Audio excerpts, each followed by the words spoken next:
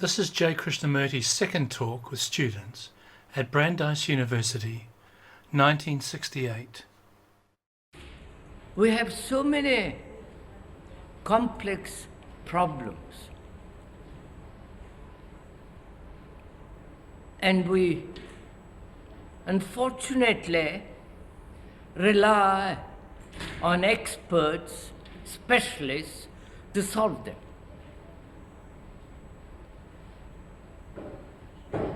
Religions throughout the world have tried to soften them, offered various forms of escapes. And one thought at one time that science would help to resolve the many complex issues of life. And also, one considered education would help to absorb, to put an end to this complexity of life. But as one observes right through the world, the problems are increasing, multiplying. They are becoming more and more urgent, more and more complex, more and more seemingly endless. So one realizes that one cannot depend on anyone, neither on the priests, nor on the scientists, nor on the specialists. So one has to go it alone.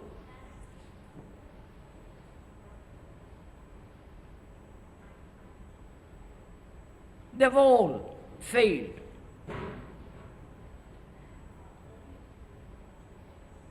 Because wars continue, divisions of religions, the antagonism of man to man, the brutality, and the constant pervasive fear and sorrow exist. So, one sees that one has to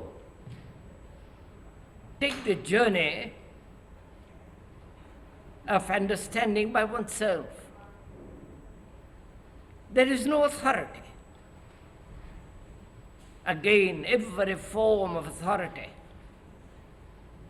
except the authority of the technocrats and the specialists at a different level,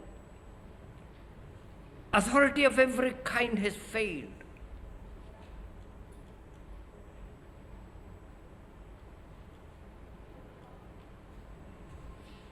And these authorities, man has set up as a guide, as a means of bringing us to freedom, peace, and all the rest of it. But also, they have failed. Authority of any kind have lost their meaning. There is a general revolt against spiritual, moral, ethical authority.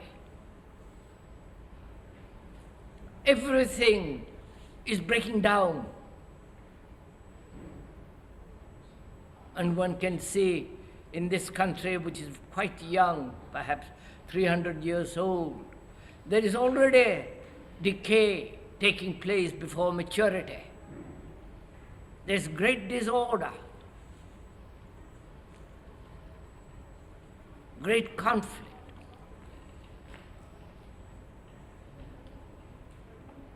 there is confusion, and there is this inevitable fear and sorrow.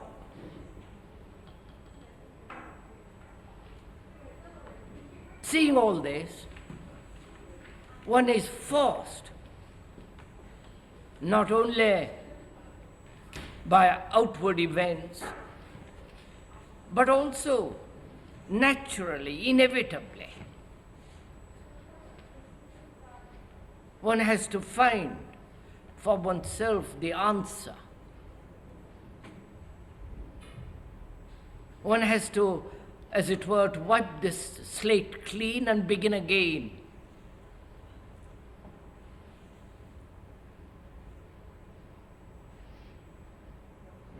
Knowing that no one outside is going to help us.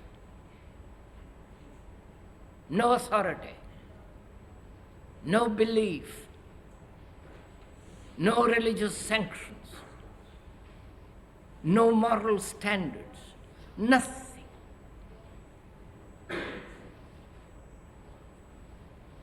No, the past, with their scriptures, with the Savior, with the Guru, with all that, is any longer important. So one is forced to stand alone, not depending on others,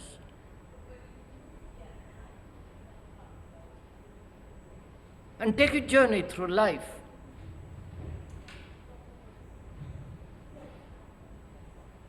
Examining, exploring, questioning, doubting, everything. So that our own minds become clarified. So that our own minds are no longer conditioned, perverted, tortured.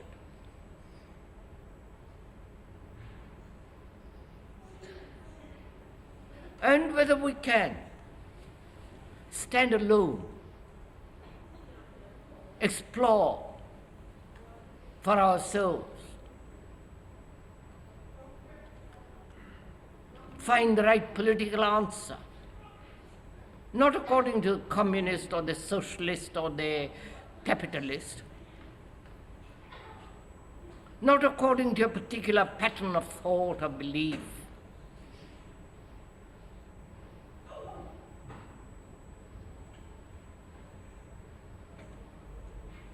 and explore our own minds,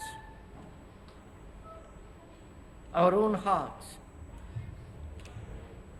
which are so heavily conditioned.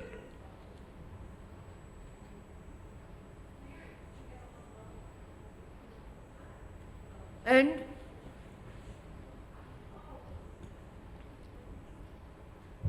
in this process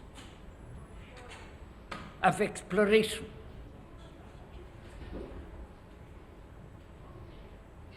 can we be free completely, both consciously as well as consciously, unconsciously as well as consciously, fear?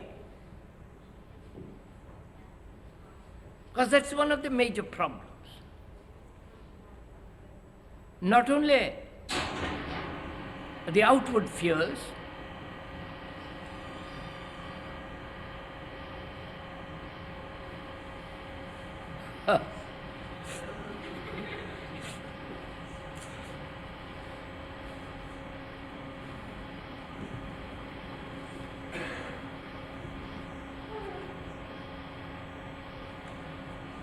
we live really in quite an extraordinary world.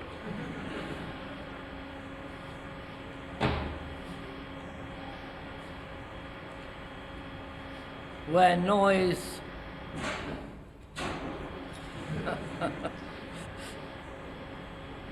is prevalent and so contagious. Now, can the mind be free of fear?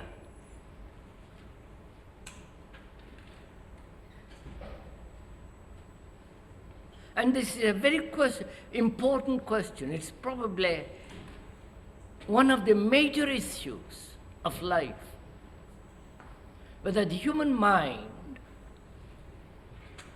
can ever be free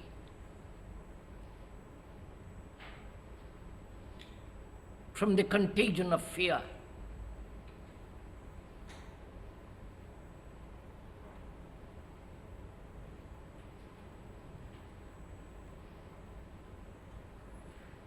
So, if we may,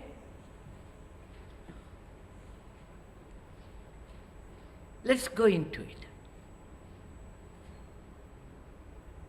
Not abstractly, not theoretically,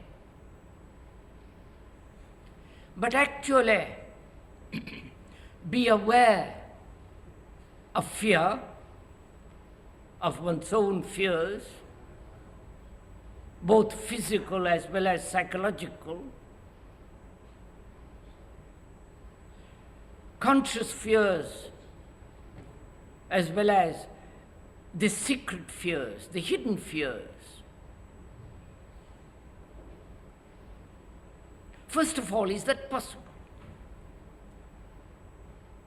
One may be aware of the fears, physical fears. That's fairly simple. But can one be aware not only the conscious fears, but the unconscious, deeper layers of fears? Because fear, in any form,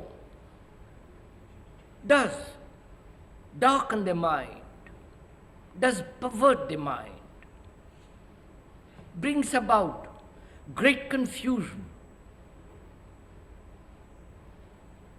brings about neurotic states, various perversions.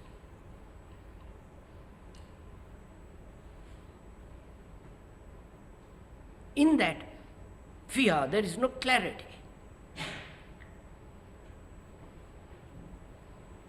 And can the mind become conscious, aware of the hidden fears, the secret fears, which have not yet been articulated by the conscious,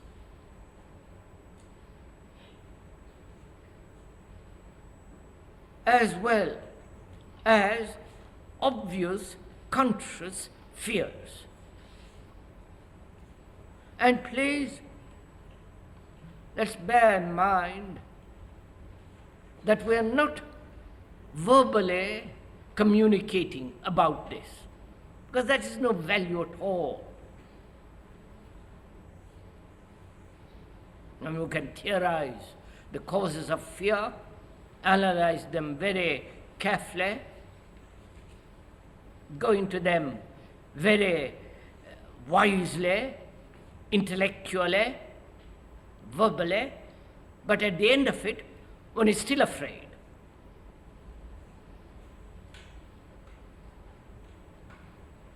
So if we could, non-verbally but actually, go step by step into this question of fear, then perhaps, not theoretically but actually, be free completely of fear.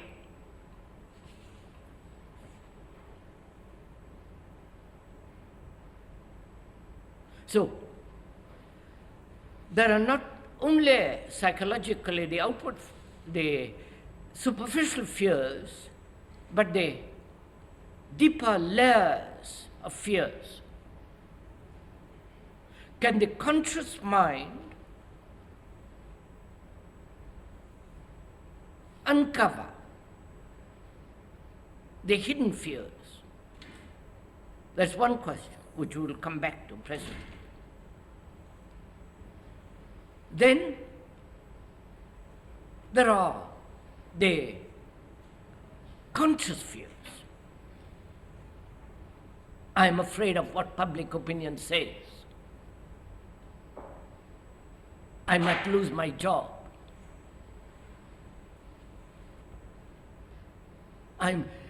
My wife may run away. I'm afraid of being lonely. I'm afraid of not being loved. I'm afraid of dying. I'm afraid of this terrible boredom of life, which apparently has no meaning whatsoever. The everlasting trap in which one is caught. The being born, educated, ending up in an office or in a factory, earning a livelihood, breeding children, the enjoyment of few sexual interludes, and the inevitable sorrow and death. All this does breed fear, conscious fears. Now, can one deal with those conscious fears and be free of them? Not in words, in theories, but actually. Not be afraid of death. Not be afraid of being completely lonely and face it and go through it. Not be afraid of not being loved, or what the public say, public opinion, or what somebody says, or to brush all that aside and be free. If we cannot, then obviously we live in a perpetual state of anxiety, guilt, uncertainty, in a increasing, multiplying problems. So that is one of the major questions.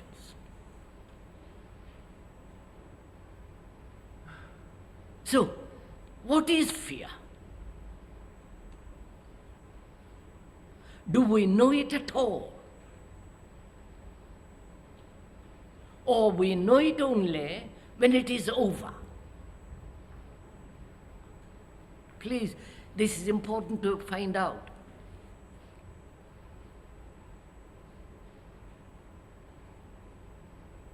Are we ever directly in contact with fear?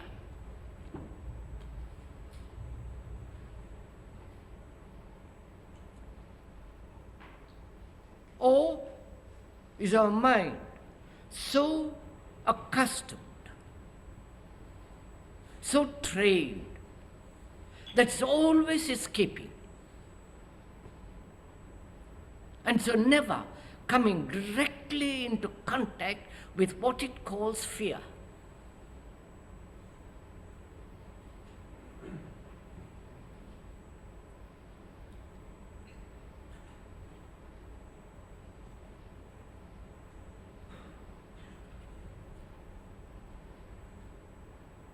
And how is this fear, both conscious as well as the unconscious, secret fears of which one may not be conscious, how does it come about? How does fear come about?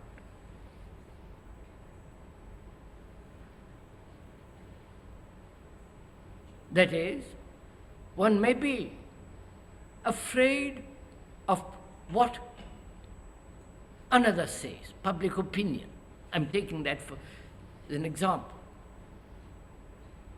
Or one may be afraid of the dark and, fear.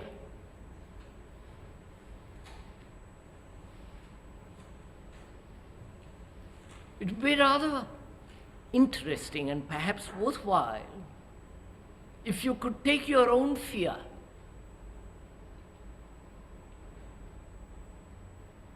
and go into it together. Then perhaps one may learn greatly, directly about fear. Because we're asking, what is fear? How does it come about? What is the structure and nature of fear? One is afraid, as we said, of public opinion. Because I might lose, there are several things involved in it. I must lose my job and so on, so on, so on. How does this fear come?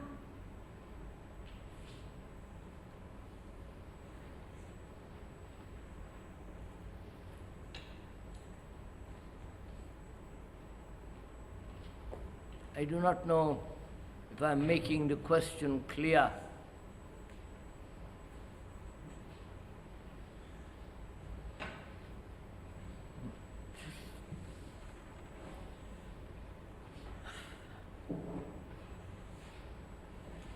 I'm sorry you have to put up with this, but there it is.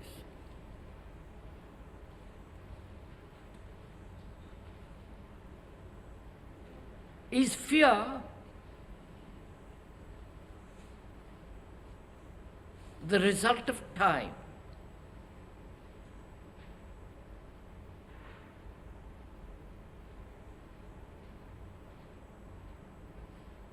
Does fear come to an end when I know the cause of fear?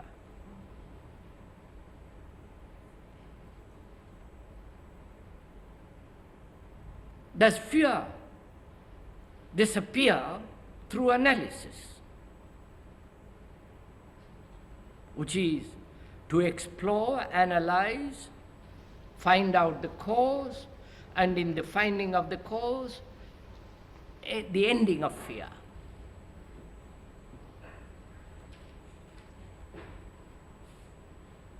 I am afraid of something, of death, of what might happen after tomorrow. I am afraid of the past.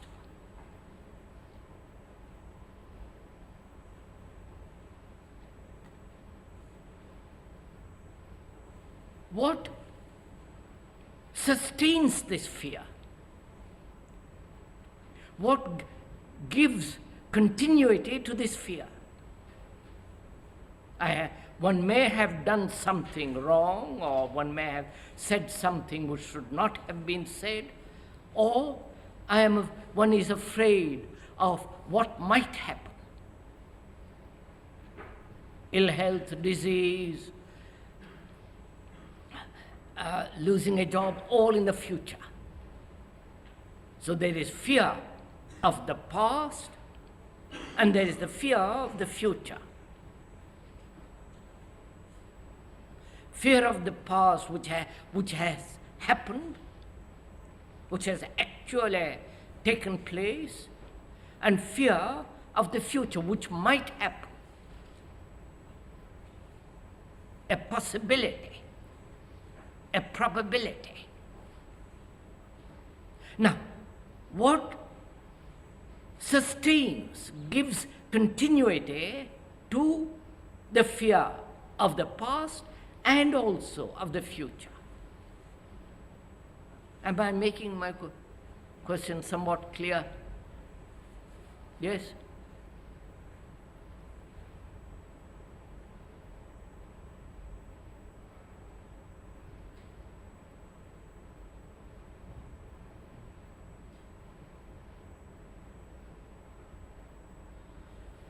Surely it is thought, isn't it? Thought of what I did, what one has done in the past, or how a particular disease has given pain, and one is afraid of the repetition of that pain. Fear is sustained by the memory of the pain and thinking about it. Right? What do you say? We'll go into it. As thinking about pleasure,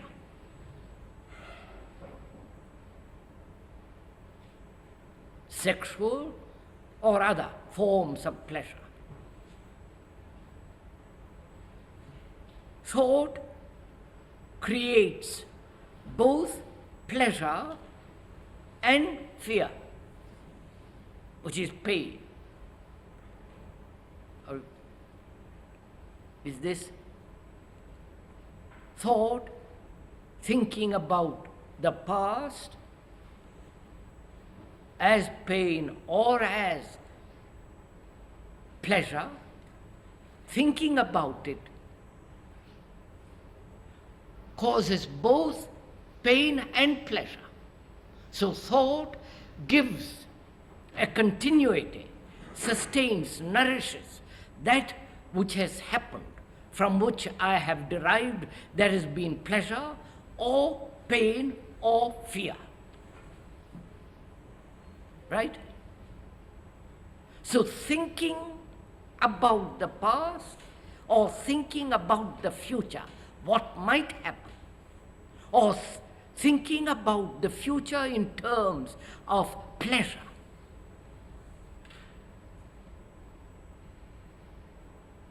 is the activity of thought. Right? Can we go on from there?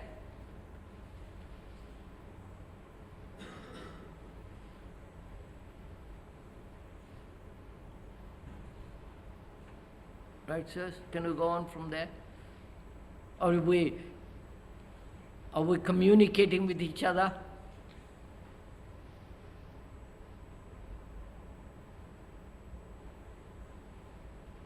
I'm afraid.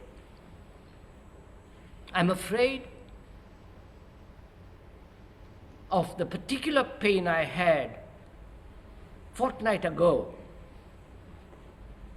I hope it won't return. Also, I'm afraid of something I have done.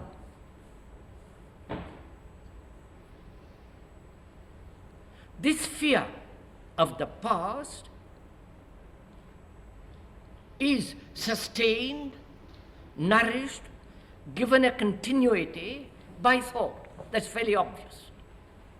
Right?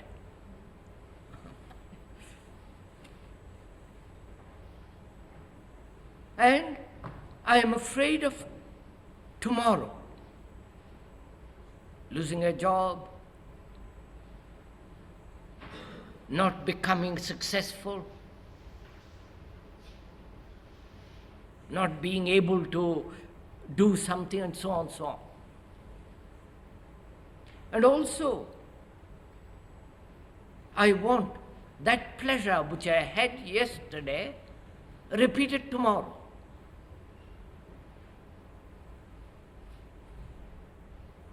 So both pleasure and fear, which is pain, are sustained by thought.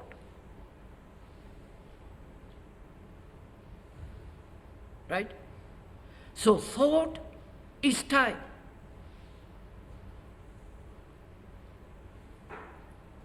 Because thought said, I have had that pain, that pleasure,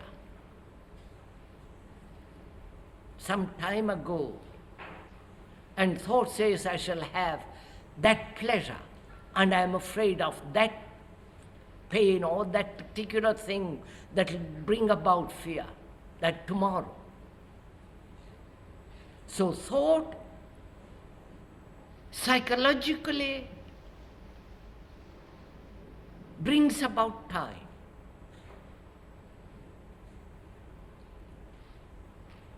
So time is both chronological as well as psychological. We are not talking about the chronological time at all. That must exist. Otherwise, you won't be able to catch your bus and so on, so on, so on. But thought, which has put together time as yesterday, today, and tomorrow, that thought breeds fear. So, I am afraid of what might happen with death. So there is an interval between now and what might happen. So thought is perpetuating fear, and therefore time. And therefore thought is the source of sorrow. I'm putting too many things perhaps together, but it can't be helped.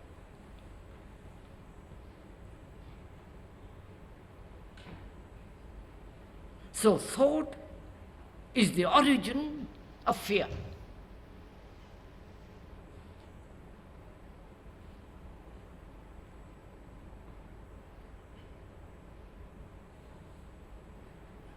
Do we accept this, not merely linguistically, but actually see the nature of thought, how it operates, how it functions, and the structure of this whole past, present, and the future, which is time.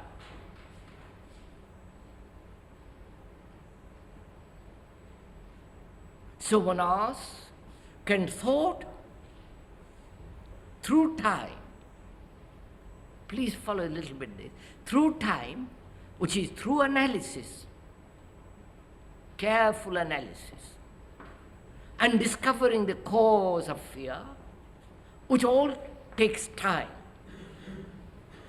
may take a whole day, or a whole year, or a few seconds, all that involves time.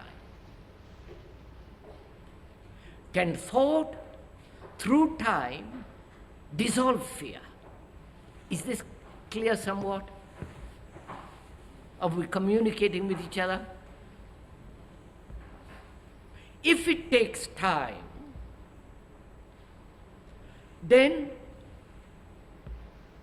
between fear and the ending of fear,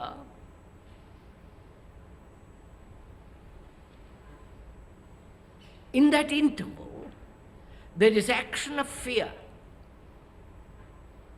It's like a man who is violent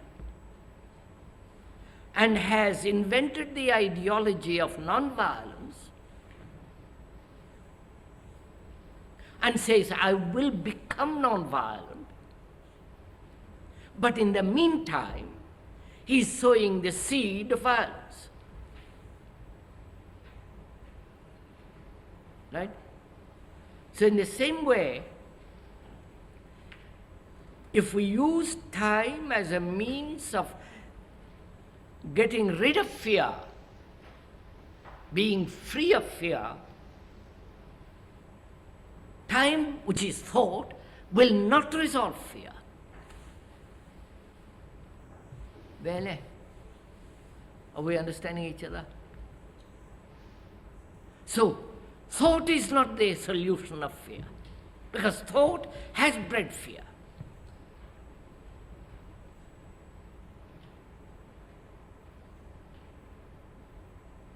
Right?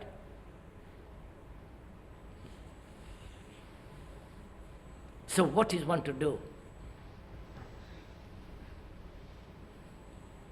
If thought is not the way out of this trap of fear. Please do understand this very clearly, not intellectually,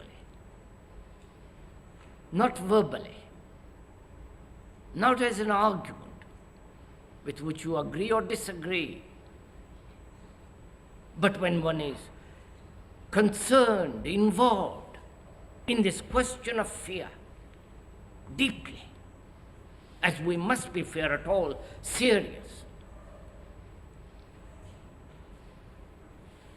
then what is one to do if thought is responsible for fear, and thought is also responsible for fear, for pleasure?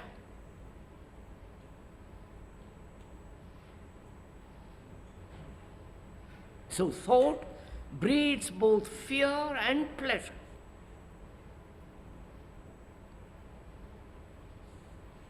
Seeing that, not abstractly, actually understanding it, actually seeing the nature of thought, then what is one to do?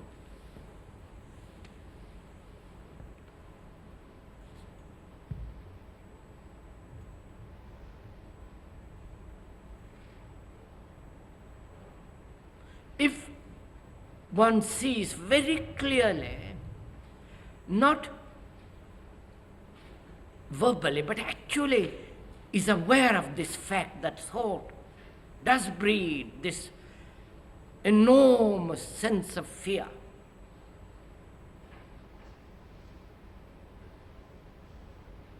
and thought cannot, therefore, possibly solve this fear, then what is the next step? I hope you're asking this question of yourself and not waiting for me to answer it. If you're not waiting for me to answer it, then you're up against it. It's a challenge. And you must answer it. If you answer that challenge with the old responses, then you are where you are. You are still afraid. And all challenges are new. Otherwise, if they're not new, they're not challenges. How will you respond to a new challenge, which is thought has bred fear, and thought cannot possibly end fear?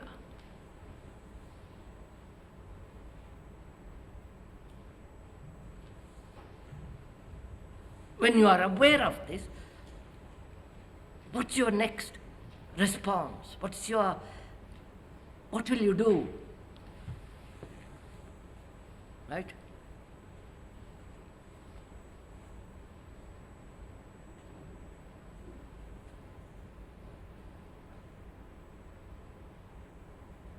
What we have described so far is logical. It's not some mysterious, fanciful Indian thought. There's no Indian thought or Christian thought. All thought is the same, conditioned by the environment in which it has lived.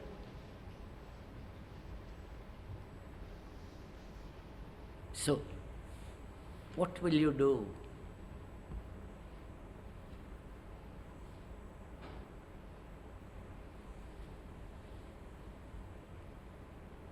No response?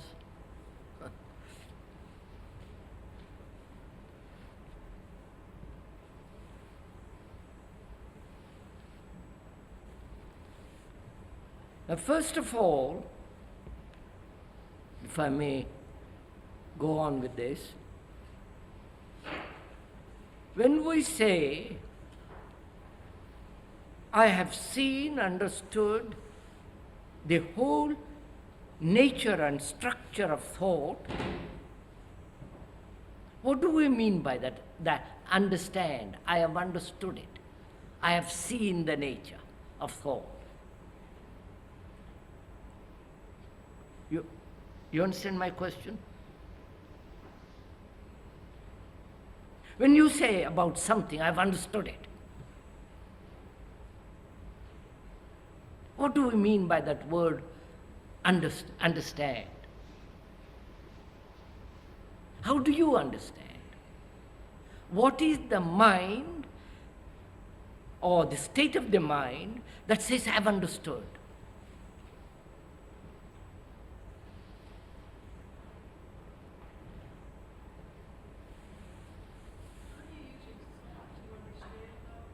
Big pardon? That's what we are asking. Does thought understand? Please follow it carefully. Don't assert anything. Let's examine it. Let's explore it. But to understand, you usually are understanding towards, to understand something, you're drawing a conclusion of something. Is understanding a conclusion? Is it derived from a conclusion? Or understanding forms a conclusion? We are not talking of conclusions. We are saying, what is the state of the mind that says, I've understood something?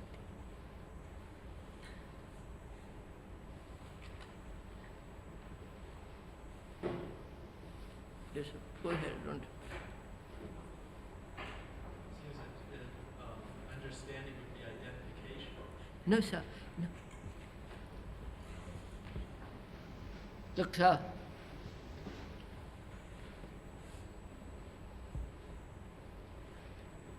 You tell me something.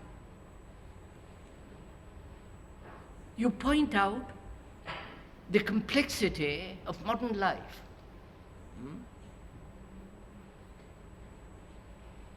You describe it very, very carefully, minutely.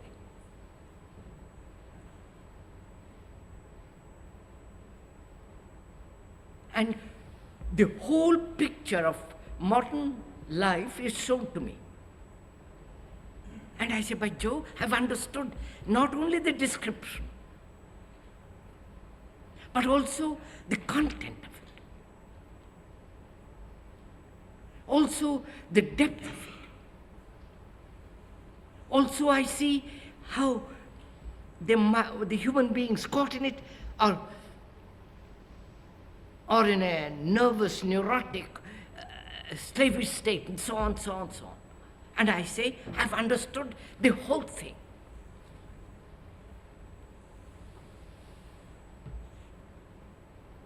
I've understood it. It's not only intellectually, but also verbally, with feeling, with my nerves, with my ears, with I've understood something.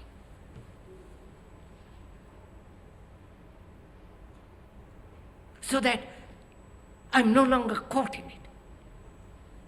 I've understood that a serpent, a cobra, is dangerous. Finished. I've understood it. I won't go near it. My action, if I do meet it, will be entirely different before I've understood it. You understand what I'm using the word understand?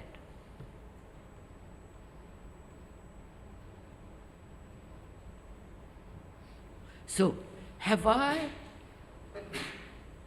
one understood, or is one in a state of understanding of the nature of thought and the product of thought, which is fear, as well as pleasure? Have I understood it? Have I come to grips with it? Have I seen, actually not theoretically, verbally or intellectually, then how it operates?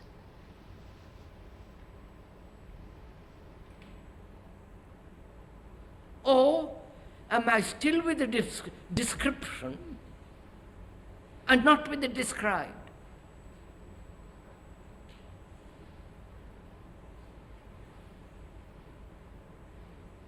Or am I still with the argument and the logical sequence and not with the fact?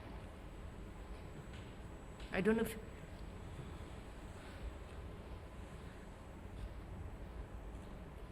if I am merely content with the description, with a verbal explanation, then I'm just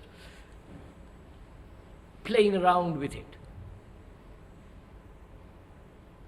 When the description has led to the thing described, and the described is the most important, and therefore there is perception of it directly, then there's quite a different action. Like a hungry man, he wants food, not the description of food or the conclusion what would happen if you ate.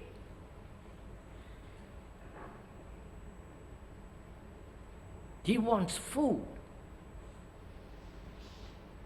So, are we content with the description, with the verbal conclusion, or are we being hungry, being earnest to resolve this question of fear totally, therefore directly in contact with the thing described?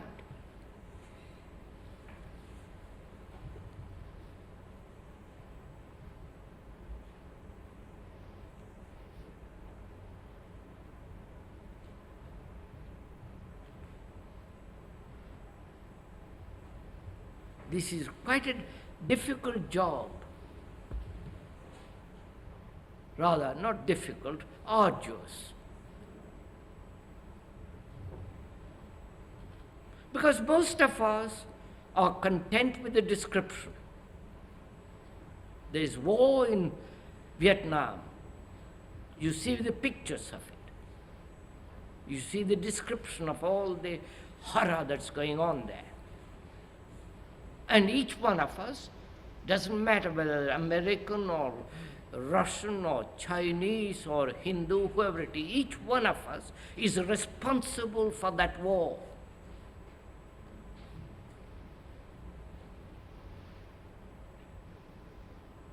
And the responsibility for man's cruelty to man is not a description. It's an actuality. Do you and I feel the tremendous responsibility of this?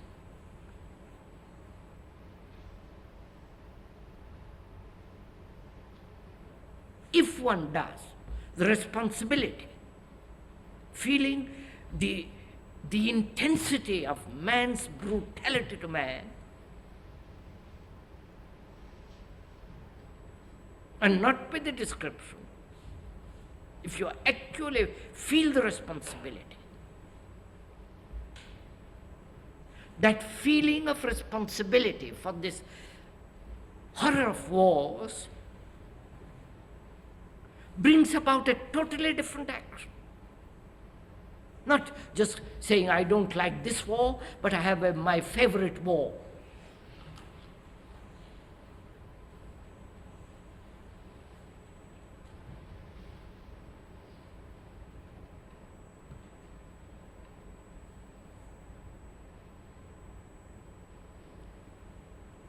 So, are we, when we say, and I've understood the nature of thought and the structure and the meaning and how thought operates, bringing about and giving continuity and nourishment to fear and as well as to pleasure, is the mind absolutely in contact with the thing described? So it is that, not the description.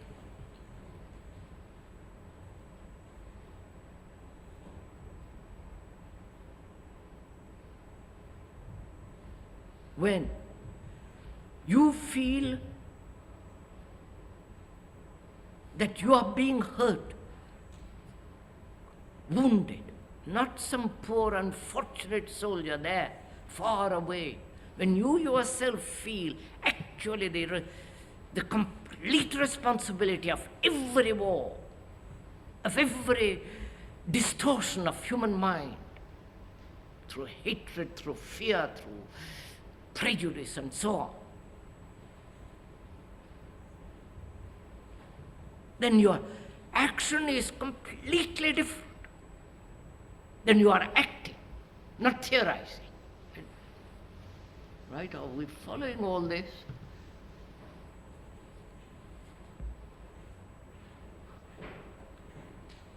So, when one sees thought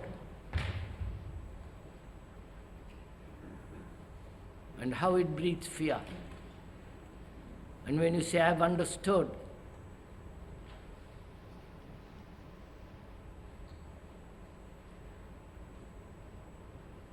then what takes place?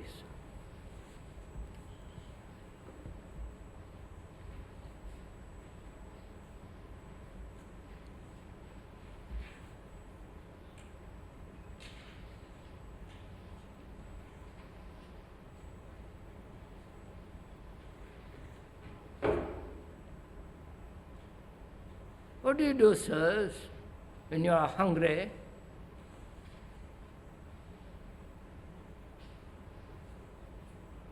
And someone describes you how lovely food is, what do you do?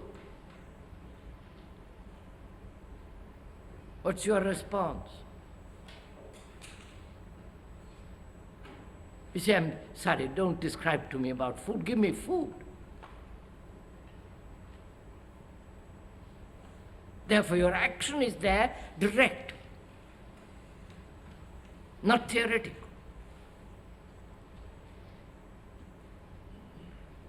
So then the question arises,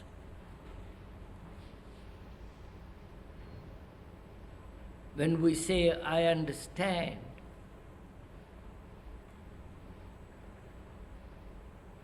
which means I am learning. There is learning about thought and fear and pleasure. There is learning.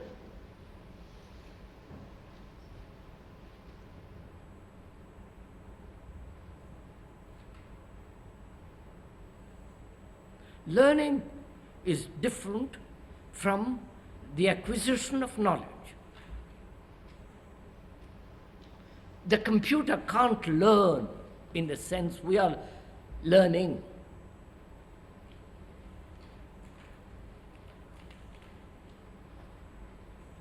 That means learning is a constant movement. Not having learned or having known, I act from that. I act in the very act of learning.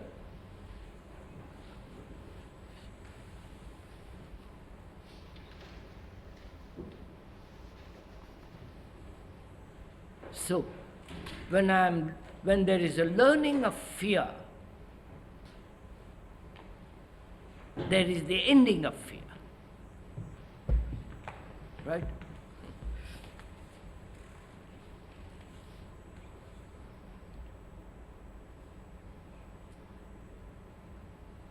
And there are those unconscious fears of which are hidden, which are secret, which the mind has never uncovered. What is one to do? They are hidden there in the basement. How can the conscious mind uncover them? Can it?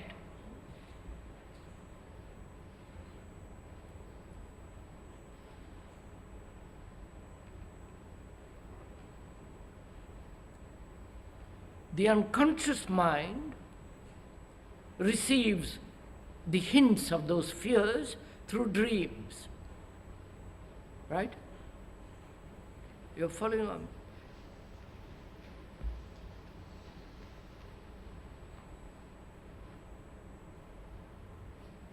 And when one has these dreams, they have to be interpreted.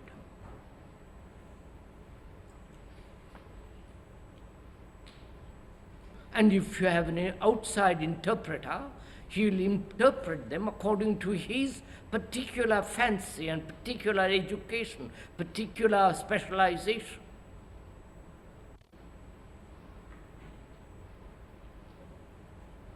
And as one cannot understand them for oneself easily, and there are those dreams, I don't know if it ever happened to you, dreams that as you are dreaming, you are interpreting.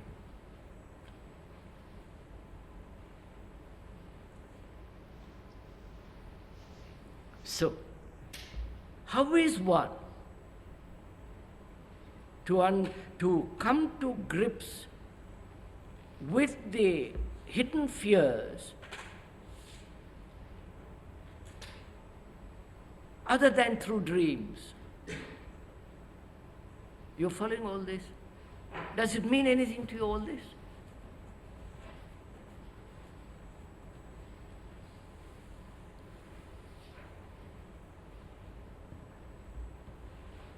And why should one dream at all?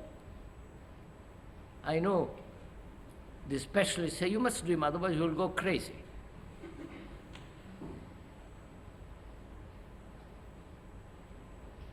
But I'm not at all sure you should dream. And why should one dream at all? Why cannot one, during the day, be open to the hints, to intimations of the unconscious, so that you don't dream at all? So after all, when this constant dreaming, struggling goes on, in sleep your mind is never quiet, never refreshed, never new.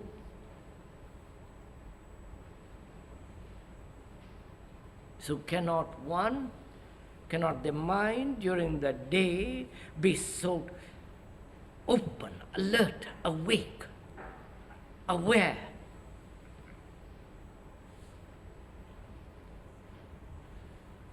so that the hints and intimations of the hidden fears can come out, be observed and be absolved? I don't know. I suppose you have never tried any of these things.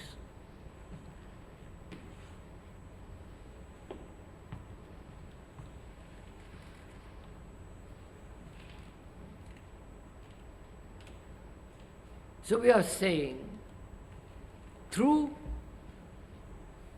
awareness, through attention,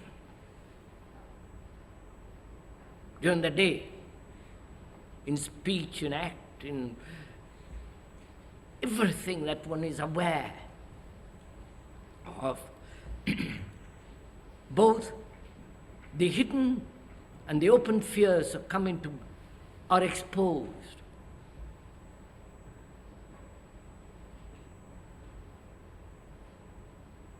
And when you sleep, there is a sleep that is completely quiet, without a single dream.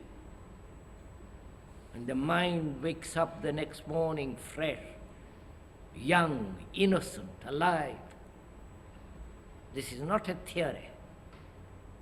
Do it, you'll find out.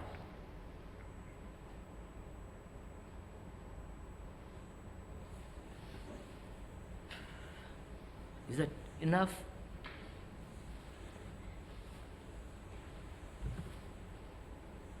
So, if the dreams are supposedly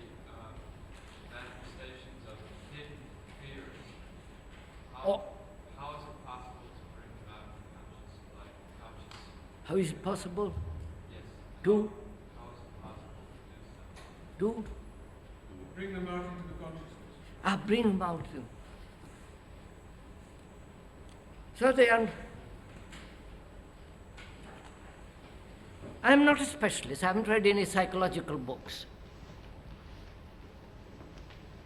or been to an analyst. God forbid.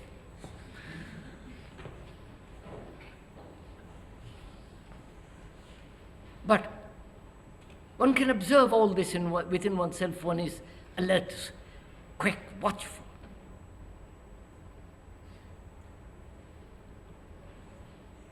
The unconscious is not only the repository of the past being the racial inheritance. That is, I was born in India, raised in a certain class which is called the Brahmin, with all their prejudices, superstitions, their strict moral life, and so on, all the racial content and the family content, the tradition of 10,000 years and more.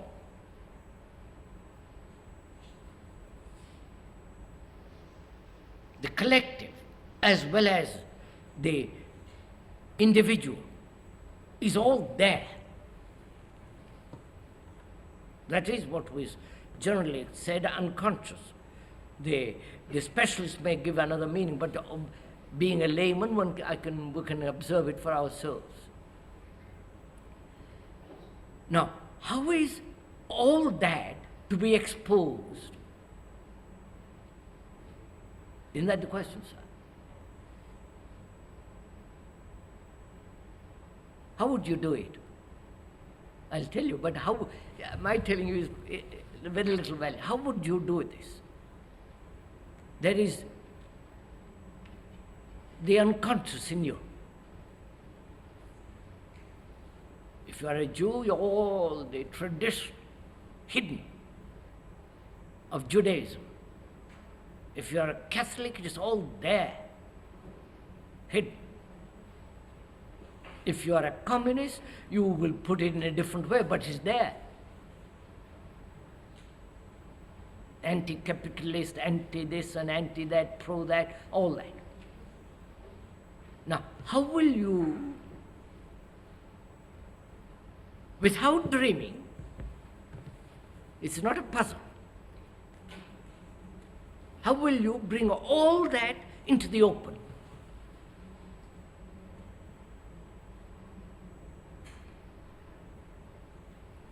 What you're talking about seems in incredible awareness of everything that's going on around you. Yes, that's it. In other words, just looking, That's right. the eyes being open, That is, which is very if during the day you are aware, alert, not outwardly only, but all the inward movement of thought, aware of your words, what you are saying, your gesture, how you sit, how you walk, how you talk, follow, aware, your responses. Then all the hidden things come out very easily. And it won't take time, it won't take many days. Because you are no longer resisting, no longer digging, but always observing, looking, listening. In that state of awareness, everything is exposed. And if you say, I'll keep some, I'll discard others, you're half asleep then. Like a man saying, I'll keep all the goodness of the Hinduism or Judaism or the Catholicism and let the rest go. Obviously, he's still conditioned. He's holding on.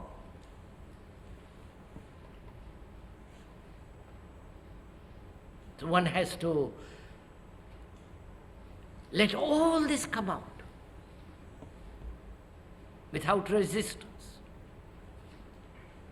Is awareness solution to the problem?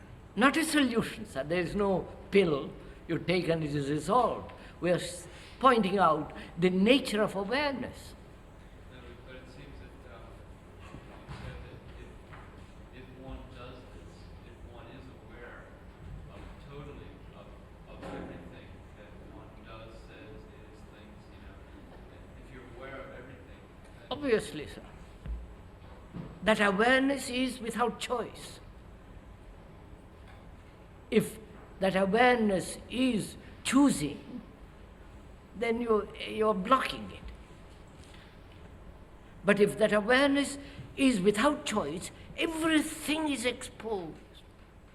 The most hidden secret demands, fears, compulsions, everything comes out. And then you cannot do a single task. As this young man was raising this question, and you concentrated on the thought,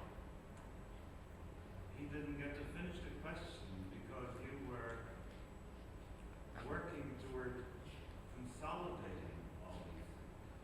So perhaps I can be aware one day of the week, 1 hour of a day in the week. That's enough, sir. If I'm aware,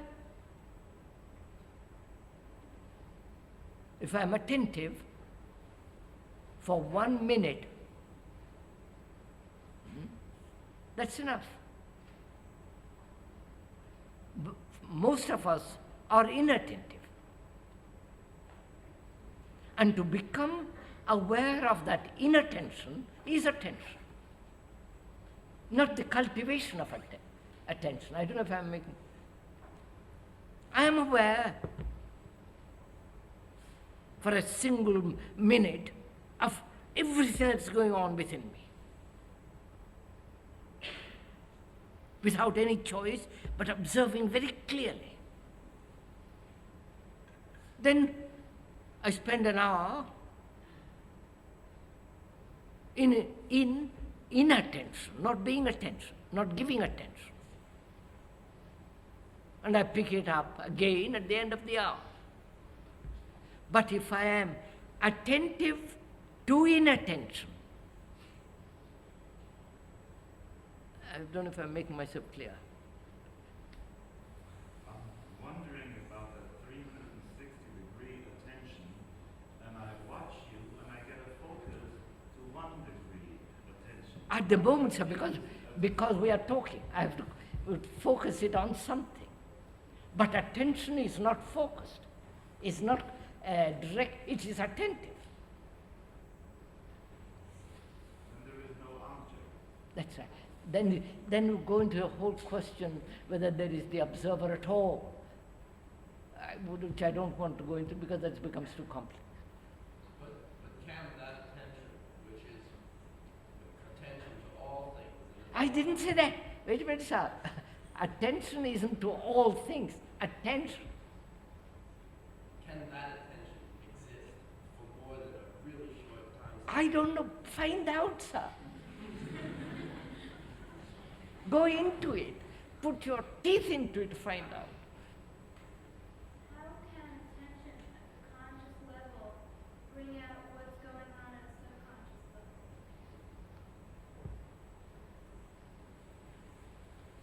Look, at the conscious level, being brought up as a Hindu, I'm saying that's dead, but I'm just repeating that. Being brought up as a Hindu with all the religions and all that, I say when I meet a non-Hindu, all my reactions come out, don't they? To be attentive of those reactions.